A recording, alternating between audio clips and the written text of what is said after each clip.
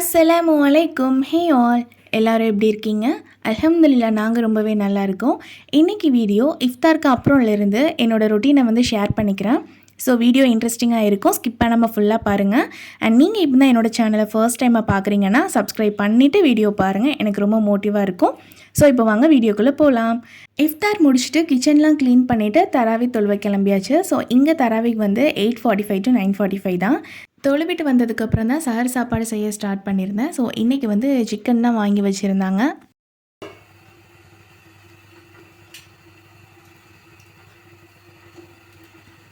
சிக்கனை வந்து நல்லா வாஷ் பண்ணிவிட்டு அதில் கொஞ்சமாக தயிர், மஞ்சள் தூள், உப்பு இதெல்லாம் சேர்த்து மேரினேட் பண்ணி வச்சுக்கிறேன். கூடவே வந்து இஃப்தாருக்கு பருப்பு வடை செய்கிறதுக்காக பருப்பும் ஊற போட்டு வச்சுருக்கேன்.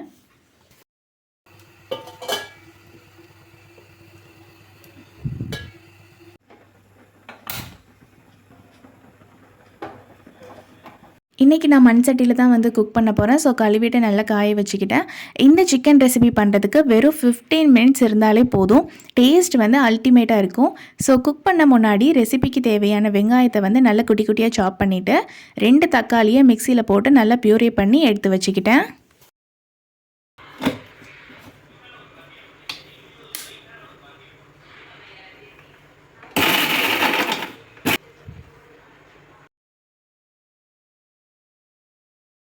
சட்டி நல்லா ஹீட் ஆனதுக்கப்புறமா கோகனட் ஆயில் 2 டேபிள் ஸ்பூன் அளவுக்கு சேர்த்துட்டு ஒரு பட்டை, 3 கிராம்பு, 2 ஏலக்காய், ஒரு குட்டியாக கல்பாசி சேர்த்து நல்லா பொரிஞ்ச உடனே கட் பண்ண ஆனியன்ஸ், 2 க்ரீன் சில்லியை சேர்த்துட்டு வதக்கிக்கணும். இந்த டைமில் வந்து சோம்பு சேர்க்கறதுக்காக மறந்துட்டேன். ஸோ அதையும் சேர்த்துட்டு வெங்காயம் கோல்டன் கலர் ஆகுற வரைக்கும் வதக்கிக்கணும்.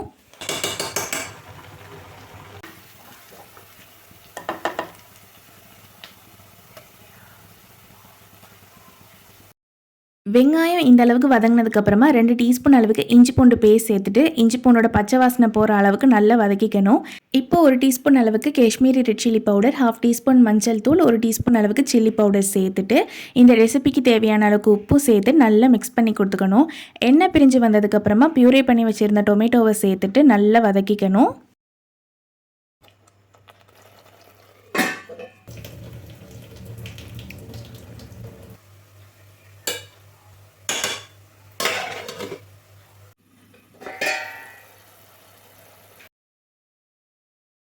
இந்த அளவுக்கு தக்காளி வதங்கி எண்ணெயெல்லாம் பிரிஞ்சு வந்ததுக்கப்புறமா லைட்டாக ஒரு மிக்ஸ் கொடுத்துட்டு மேரினேட் பண்ணி வச்சுருக்க சிக்கனை இதில் சேர்த்துக்கணும்.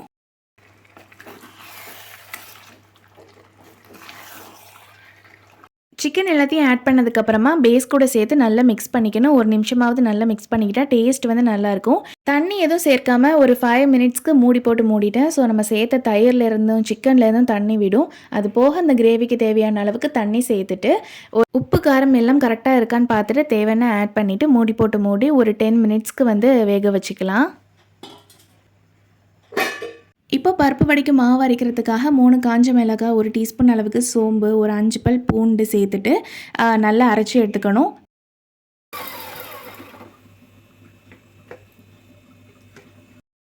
இப்போ ஊற வச்சுருந்த பருப்பை கொஞ்சம் கொஞ்சமாக சேர்த்துட்டு நல்லா கோஸாக அரைச்சி எடுத்துக்கிட்டேன்.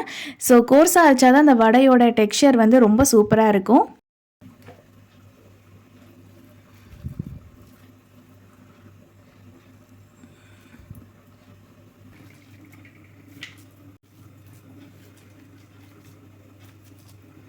எல்லா பருப்பும் அரைச்சி முடிச்சதுக்கப்புறமா நல்லா ஒரு மிக்ஸ் கொடுத்துட்டு ஒரு பாக்ஸில் போட்டு நான் வந்து ஃப்ரிட்ஜில் வச்சுட்டேன். இது வந்து நாளைக்கு இஃப்தாருக்கு எடுத்துக்கலாம் அப்படின்ட்டு.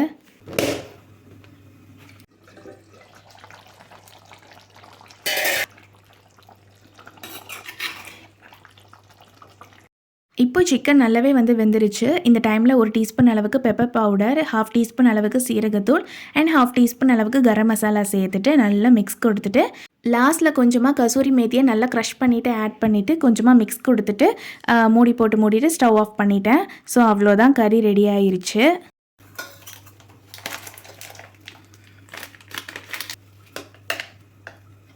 சஹரில் சாப்பிட்டதுக்கப்புறமா கண்டிப்பாக காஃபி ஆர் டீ குடிச்சே ஆகணும். ஸோ இன்றைக்கி நான் கருப்பட்டி காஃபி பண்ண போகிறேன். அதுக்கு நான் லிஹாஸோட கருப்பட்டி எடுத்திருக்கேன். நிறைய ரிவ்யூஸ் பார்த்து தான் இந்த கருப்பட்டி நான் வாங்கியிருந்தேன். சீனி சேர்க்காத ஃப்ரெஷ்ஷான கருப்பட்டி இது.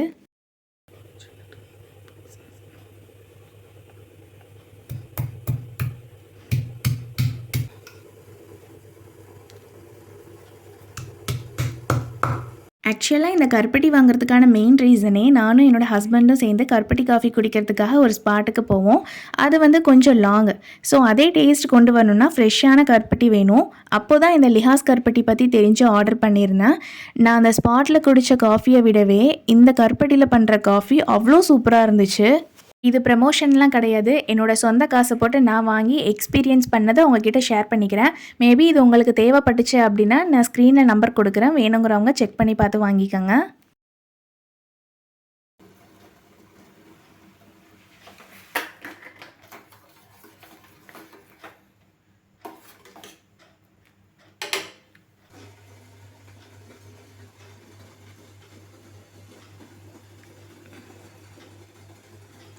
நல்ல இஞ்சி ஏலக்காலாம் தட்டி போட்டு சூப்பராக காஃபி ரெடி பண்ணிவிட்டேன். நான் ஃபில்டர் பண்ணாமலே மூடி போட்டு மூடிட்டேன். சாப்பிட்டதுக்கப்புறமா ஃபில்டர் பண்ணி குடிக்கும்போது அது இன்னுமே ஸ்ட்ராங்காக இருக்கும். ஸோ சஹர் டைம் வந்ததுனால சாப்பிட்டுட்டு தொழுதுட்டு தூங்கியாச்சு. அதுக்கப்புறம் நான் எந்த வீடியோவும் ஷூட் பண்ணிக்கல. இப்போ டைம் பார்த்திங்கன்னா 3:30 ஆகுது.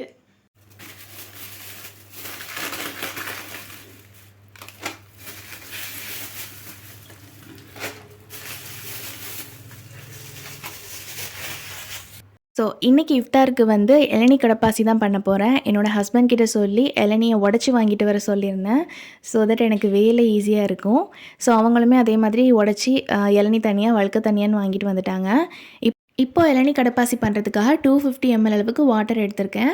நான் கடப்பாசி நல்லா பவுடர் பண்ணி வச்சுருக்கேன். அதுலேருந்து ஒரு 3 டீஸ்பூன் அளவுக்கு மட்டும் சேர்த்துட்டு நல்லா மிக்ஸ் கொடுத்துட்டு கொதிக்க வச்சுக்கிட்டேன்.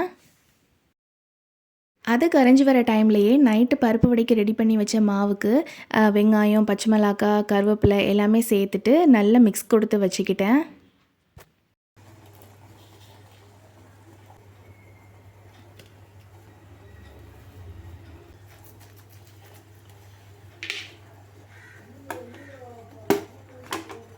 கடல் பாசி இப்போ நல்லா கரைஞ்சி வந்துருச்சு. ஸோ இப்போ இதுக்கு தேவையான அளவுக்கு சுகர் சேர்த்திக்கிறேன். நான் 1 டேபிள் ஸ்பூன் அளவுக்கு சுகர் சேர்த்துட்டு நல்லா மிக்ஸ் பண்ணி கொடுத்துக்கிட்டேன்.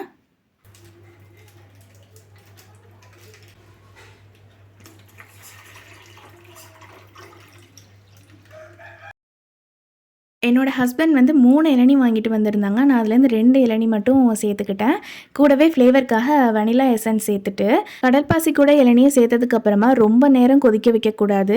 லைட்டாக சூடான உடனே ஸ்டவ் ஆஃப் பண்ணிவிட்டு இறக்கிடணும்.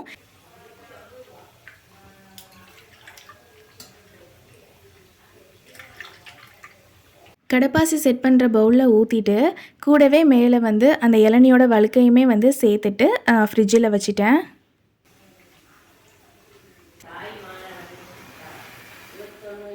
சைட்லேயே டீயும் போட ஸ்டார்ட் பண்ணிட்டேன். இன்றைக்கி இஞ்சி கூடவே நான் நன்னாரி வேர் சேர்த்துருக்கேன். அந்த நன்னாரி வேரோட ஹெல்த் பெனிஃபிட்ஸ் வந்து நிறைய இருக்குது. ஸோ நம்ம பாடியில் இருக்க ஹீட்டை வந்து கூல் டவுன் பண்ணுறதுக்கு ரொம்ப ஹெல்ப்ஃபுல்லாக இருக்கும். அண்ட் அதோட ஃப்ளேவருமே ரொம்ப சூப்பராக இருக்கும். டெய்லி சேர்த்துக்கிட்டோம் அப்படின்னா கால் வலி வரும் அப்படின்னு சொல்லுவாங்க. பட் எந்த அளவுக்கு உண்மைன்னு எனக்கு தெரில. ஸோ இஃப்தார் டைமும் ஆயிடுச்சு. வடையுமே நான் வந்து போட்டு எடுத்துக்கிட்டேன். அல்ஹம்துலில்லாஹ் இன்றைக்கி இஃப்தாருக்கு இதெல்லாம் தான் பண்ணியிருந்தேன். அண்ட் இந்த வீடியோ உங்கள் எல்லாத்துக்கும் பிடிச்சிருக்கும் அப்படின்ட்டு நம்புகிறேன். இந்த வீடியோ பிடிச்சிருந்துச்சுன்னா மறக்காமல் லைக் பண்ணிக்கோங்க. அண்ட் இன்னும் நீங்கள் என்னோடய சேனலை சப்ஸ்கிரைப் பண்ணலைன்னா சப்ஸ்கிரைப் பண்ணிவிட்டு சப்போர்ட் பண்ணுங்கள். இன்ஸ்டாகிராமில் நீங்கள் இன்னும் ஃபாலோ பண்ணல அப்படின்னா ஸ்க்ரீனில் கொடுக்குறேன். மறக்காமல் அதையும் ஃபாலோ பண்ணிக்கோங்க. இன்னொரு நல்ல வீடியோவில் உங்கள் எல்லாத்தையும் மீட் பண்ணுறேன். Until then it's bye from Zulfa. Take care. Bye.